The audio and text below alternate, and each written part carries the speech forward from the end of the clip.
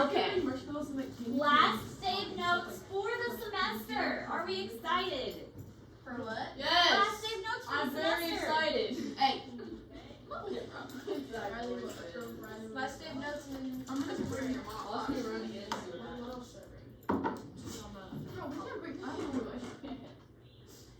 I need to actually bring the hot chocolate mix. Okay. We've learned about replication, and now we're going to talk about what if there's a mistake during replication. I agree. So we're going to talk about mutations and how mutations are affected. We will actually get into mutations a lot more when we do our genetics unit and look at it a lot more, the different kinds of mutations. But mutations are basically mistakes in the genetic code. There are different types of mutations that can take place, but as we were looking at with the replication process, there are lots of places that mutations can take place. There can be base pairs that get added, base pairs that are removed. They can be switched or rearranged.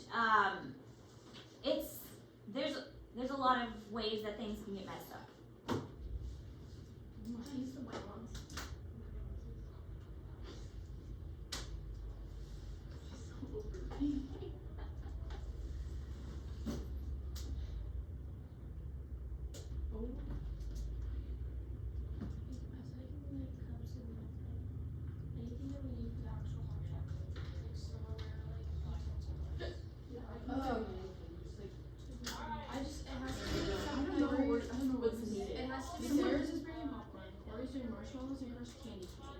I'm doing M&M's like popcorn. Someone needs to bring the actual hot chocolate. I'll do that. Do you want me to bring like bowls for the Bowls? popcorn? Oh, yeah, I just put utensils. Yeah, so you're just like cups, bowls, like spoons. I can bring the cream. Alright, so most DNA polymerases also proofread their work. So the DNA polymerase is the one that comes around and matches the adenines, guanines, thymines, and cytosines. It matches everything up, but it also proofreads it. It's like, did I do this right? Did I get the right pairs matched up together? So it tries to make sure that everything is matched correctly. And they can correct a mistake if they catch the mistake, and remove the pairs if they're not matched correctly and match them back the way that they're supposed to.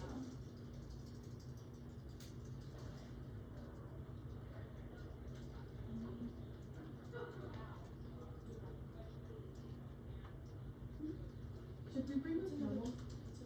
Oh, whipped cream. Should we bring like normal hot chocolate mix and then also peppermint hot chocolate mix? I thought this was Or just normal? I think we're just doing normal. Yeah. Just doing normal. I don't need peppermint. Okay, I was. If you're bringing cream. Yeah, we're bringing things. You could get some for like a couple, like just bring a couple, or like see which one's warm. No, I'll just bring normal. You guys are going to be here 2 days, so you can, whatever, you can do 2 days in a row and leave the stuff for the next day.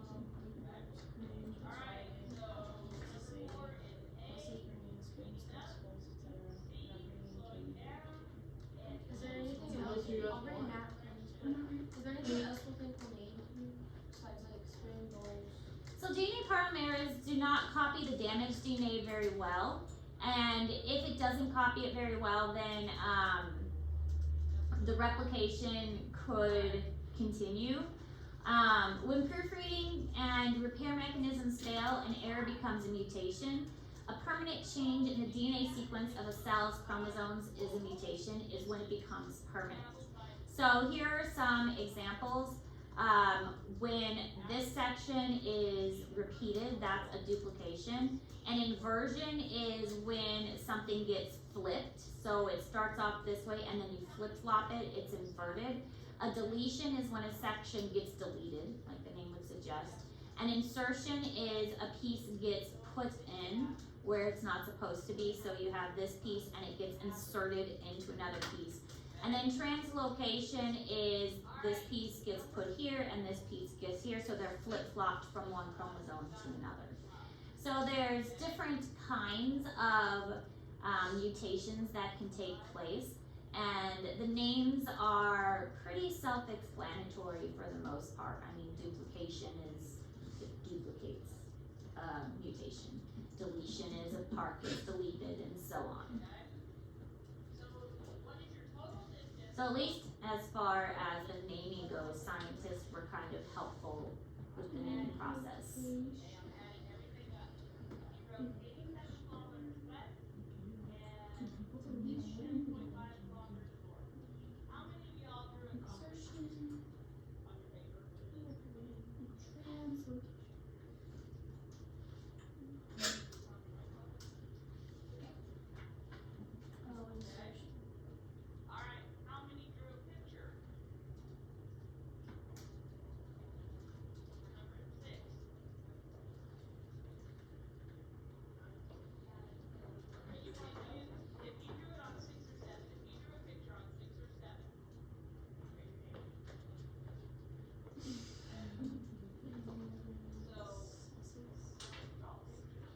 Sauces? Does that say translocation? Who has sauces in their hot chocolate? I don't know what this is. Is the second one inversion? Yes, the second one is inversion. So a piece like flips upside down. Okay. So it's mutation, a permanent change of DNA sequence? Yes.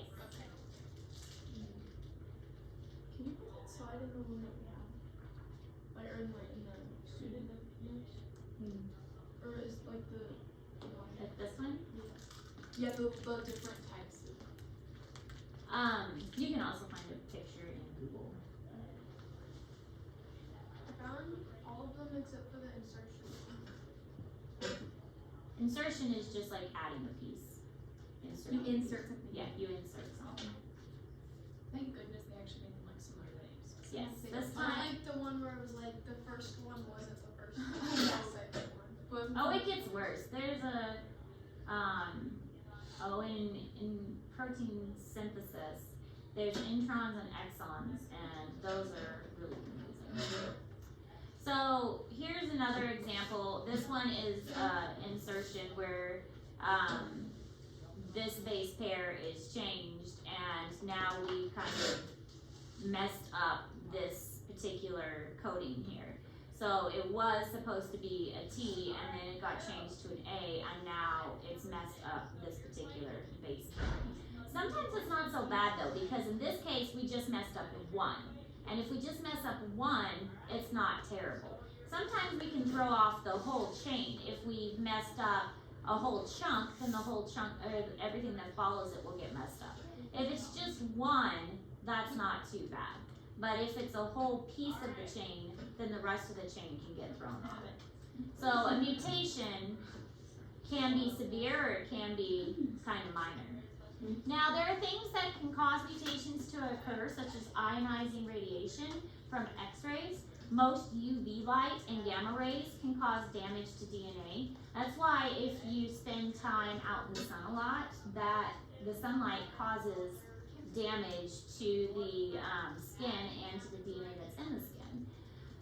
That's why if you ever have an X-ray, they always put those lead vests over you, because the X-rays, exposure to it too much can cause damage as well. There are harmful products in tobacco and vapes. Vapes are terrible too and damaging. So all of that can cause issues as well and cause damage to DNA. That's why people who vape and who smoke often end up with lung cancer. People who drink too much will end up with liver cancer. People who are out in the sun will end up with skin cancer. All of these things are damaging to the DNA and will cause mutations.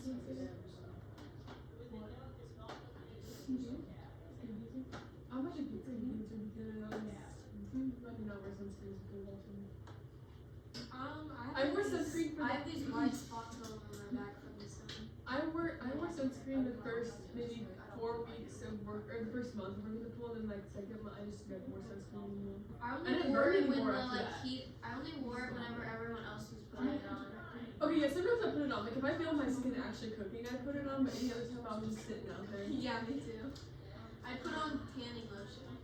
I would not. That's not sunscreen. Yeah, that actually helps you burn more, I'm pretty sure. It like attracts the sun. I put it on. So here's some examples of ionizing radiation. You can kind of see these little red arrows, and these little red arrows are indicating places where the DNA has been damaged. So each one of these little red arrows is a place where the DNA has, or a chromosome, these are actually chromosomes, the chromosome has been damaged by radiation. I'm sure you've heard that radiation isn't good for you. It's not. Radiation poisoning is quite bad. And in this case, these are flowers. This is what the flower is supposed to look like, but all of these flowers are mutations that have been the result of ionizing radiation. I mean, they all look pretty, but they're not supposed to look like that. They're supposed to look like this one here. So all of these are mutations that are resulting from ionizing radiation.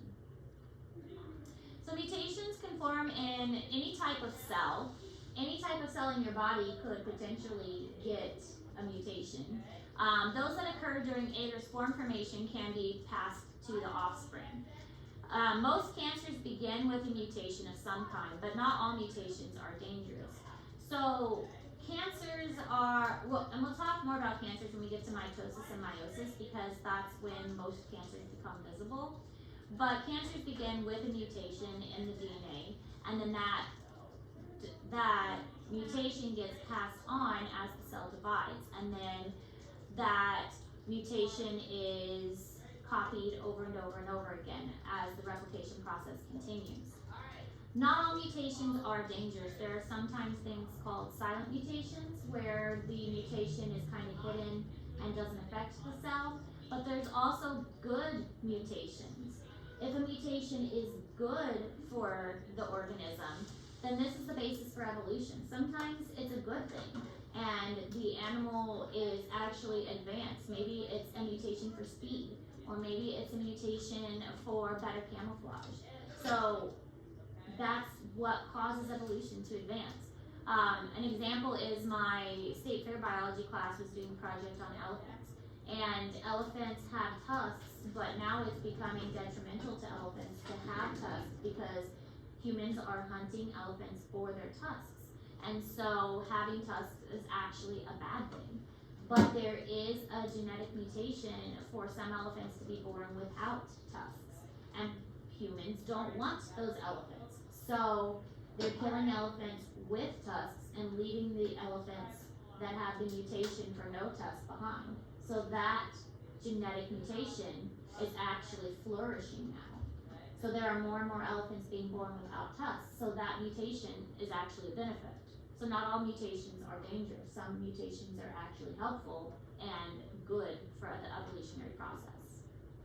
We just tend to think that all mutations are bad, but that's not true. So like, is this like just naturally happening, or like scientists like collect some certain ones and do something to like genetically make them without tusks?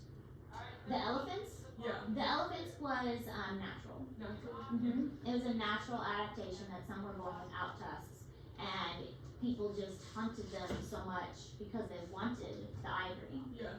And the ones without the tusks just kept reproducing because hunters didn't want them. Yeah. And so we have naturally seen more and more of that trait in the population. Okay. Yeah. What do you want? Now, there's this thing called cloning, which is making a genetically identical copy of something. And DNA and gene cloning, it can transfer to something else that will replicate the DNA and genes. So I'm sure you guys have all heard of cloning before. I'm doing a paper on cloning from Me too. Good. Cloning is very interesting. We are capable of doing it, like in the lab. But some animals, especially like bacteria and smaller creatures, clone as a form of reproduction. It's called asexual reproduction. The reproductive cloning is a technology that we have developed to actually reproduce organisms, to create a species that we are interested in. because we think, well, this is an interesting organism that we would like to see more of, so therefore let's clone it. I mean, that was what the whole Jurassic Park thing was, or franchise was about. So organisms can do this naturally, like a bacteria splits in two and poof, it made a copy of itself and now it is reproduced. And so that's what asexual reproduction pretty much is some organisms, like, you know, a sponge will bud off a part of itself and that's basically it cloning itself. And if you think about it, identical twins are clones of each other. An identical twin is an egg and a sperm that has joined together and fertilized, and then the egg and the sperm has split into two, and so they are genetically identical to each other, and they're basically clones of each other. You might have seen some TikTok videos of that so-and-so is married somebody and they have a child, and then they have a dad, and it's like two dads. Well, it's true. I mean, if they're identical twins, then they are genetically the same, and so that it's kind of like they have two dads because that's genetically the same as their child. So, but the idea behind cloning is a little bit different.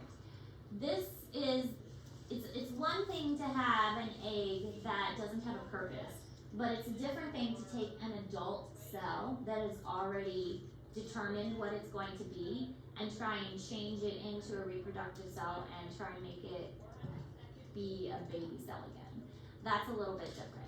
But we have figured out how to do that. We have figured out how to take an adult cell and turn it back into a baby cell and make it be a baby cell again. There's also this idea called therapeutic cloning, where the embryo remains in dish to make new stem cells. This is the idea that I need maybe a new hand because my hand fell off. So can I grow myself a new hand? I don't need a whole new body, but I need a new hand. And I can't get a hand from like a cadaver because my body might reject it. But if it's a hand from me that's genetically the same as me, is that okay? I mean, it'd be from me. Can I grow myself a new hand? Is that something that I can do? So therapeutic cloning is something that people are looking into. Because, you know, what if I need a new skin graft? Can I grow my own skin? And that way my body doesn't reject it because it's from me. Can I grow a whole new person and make a clone of me that I just keep around for spare parts? I mean, but see, there's so much controversy. It's my body, it's me. Can I decide to do that? So there's so much controversy surrounding it though. At what point is it no longer me and is it its own person? So that's why who gets to decide this? Who gets to decide and basically, I mean, it's not a religious thing, but who gets to play God and decide what gets to be cloned and what doesn't? Just because we have the technology doesn't mean that we should use it. So how does reproductive cloning work? This is called somatic cell nuclear transfer and can undifferentiate a somatic cell by turning its unused DNA back on. So basically what's happening is a process that they've discovered, and they take a adult cell and they take the nucleus out, and then they take a reproductive cell and then they take the nucleus out, and then they put the nucleus in the cytoplasm, and then they zap it to like make it work, and then they take that new cell and they put it in like a surrogate mother to grow it. So it's this whole process of, let's say that we love Liz so much we want to clone Liz because we know Liz isn't doing well.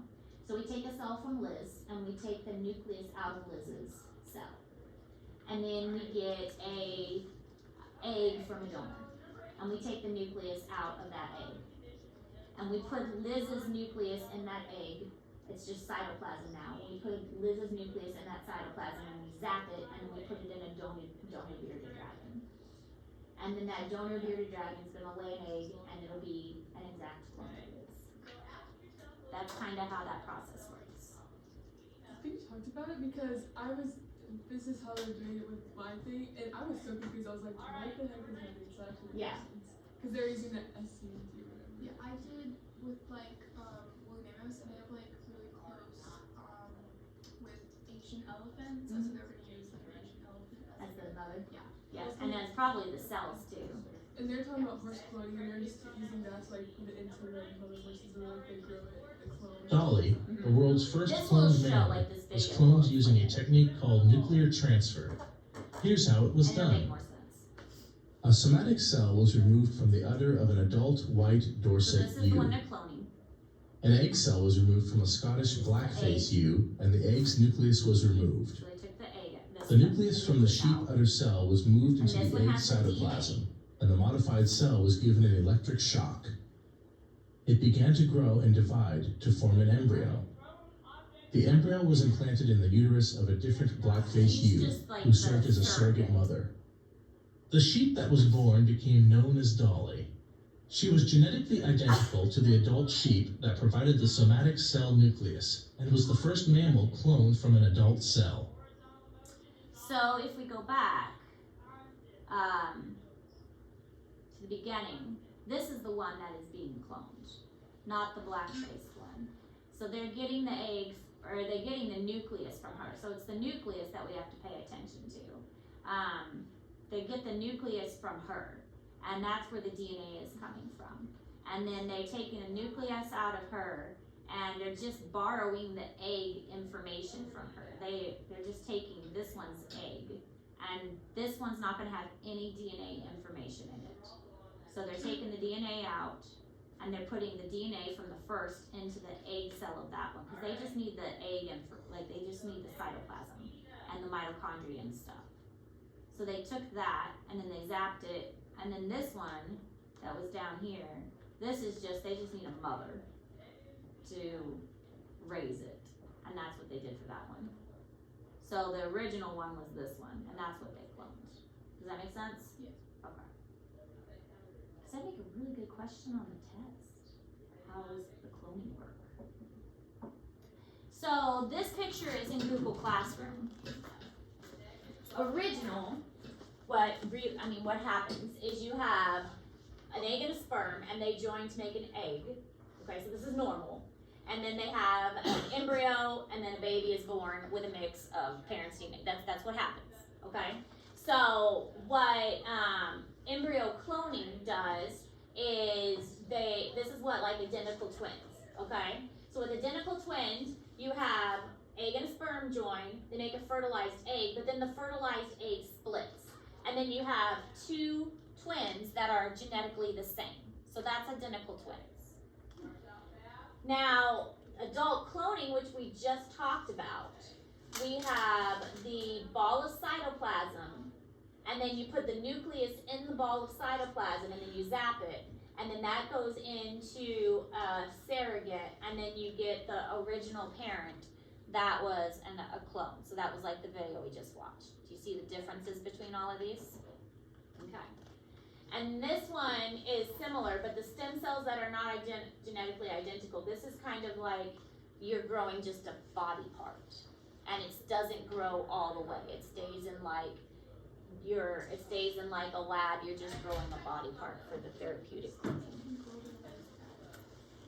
Now, if you have non-identical twins, the difference there with non-identical twins is you have two eggs that are released. And then Yeah, and identical twins when it splits in half, and then fraternal or when it's just two eggs. Right? two eggs or more released. Yeah. So that way, that's why you would have like a boy and a girl, or like we have the triplets here, two boys and a girl. So that would be 3 eggs were released that time, and then 3 different sperm fertilized. So they're all genetically different, unless the twins are identical, which is possible. Like the 2 boys are identical. I don't know. I don't think they are. No. Yeah, but that could be possible too. Like you could have one egg that was fertilized and then split, and then another egg that didn't. You see what I'm saying? That could have been My possible. Too. boyfriend's a quadruplet, and then my grandma's an identical twin. You better be careful. What? If you get pregnant, you could have twins. A quadruplet? Because That's twins crazy. run in the family. If you, Twins run in my family. Yeah, twins Yeah. run in my Identical family. twins run in my family. yeah, if you have a history of twins, My aunt. It skips a generation. I got is what big my mom fellas. says. They're not alive anymore. They're both dead. Oh. so here's another video or another picture kind of explaining the process step by step. Here's just the ball of cytoplasm, and then this is the nucleus that's being injected, and you can see the nucleus actually going in there, and then the sheep was created. I saw a video on TikTok of that this morning, of the same like thing of like something getting like the Now, the sheep Dolly was the first one, which is why she's so famous. Dolly did actually die early, but they don't know why she died. It was a disease that is common to sheep. They don't know if it was because she just happened to catch the disease or if it was because she was a clone. They have cloned other things since Dolly, but they were never able to figure out, well, did Dolly die because she was a clone or was it because of this disease? But they have cloned other things since Dolly, but there's still a lot of controversy about should we clone, is it safe, is it something we should do, and what should we clone? So they could technically make a Jurassic Park. They could, if they had DNA I wanna do dinosaurs. I watched Jurassic World 3. I think honestly it'd be Park fine. I'm Long as just they're trying to bring like the It- megalodon and all no, that stuff. that's okay. Dinosaurs would be legitimately fine if they're actually on an island, not with anything else. Like if something went bad and they escape, they're still stuck on an island. If you bring it to What us, about the that's ones that terrible. fly? Yeah, what are the ones that No, fly? you don't make any that fly or swim. So Tracker, who Nobody died wants in to be 2009, was a hero dog who helped rescuers at the World Trade Center in 9/11. Through the Golden Clone giveaway, Tracker's DNA was used to make clones. Cloning animals raises ethical questions about cloning humans. Is it acceptable to clone a lost child for a grieving parent? And who gets to decide? Who gets to decide, is it okay? Who gets to decide who gets to clone? And, I mean, obviously it's expensive. It's also unhealthy for the body. Like there's a lot of health problems that sometimes come with cloning. Like And also mentally, like, wow. Yeah, you have, Well, what? you You have to let can't yourself think. replace your kid just with somebody that looks like them. Well, and so much of a child is based on environment too. It probably wouldn't be the same child because experiences you had growing up makes you who you are. And so the child that you get would genetically be the same, but it wouldn't be the same because think of how you grew up. Your experiences shaped you. And so, yes, it would genetically be the same, but it wouldn't be the same. like that. Like they have to get over that. Like they can't just like put it and just make another kid. Yeah. So here's Tracker the dog. Alright. So the replication practice, I gave that to you guys already, didn't I? Yeah, I already got for this shit. I'm gonna study now. Okay. So replication practice, that was the only other assignment I had, I think. I'm pretty sure. And then we have the extra credit that you guys should be working on, and then your finals, right? Okay. I don't think there was any other assignments. I'll double check, but I'm pretty sure that was all the assignments I had for you guys because that's plenty since you have this big final coming up. Questions? And your test on Thursday. Tomorrow will be a review day and then preparing for your final. Good? Can I send a picture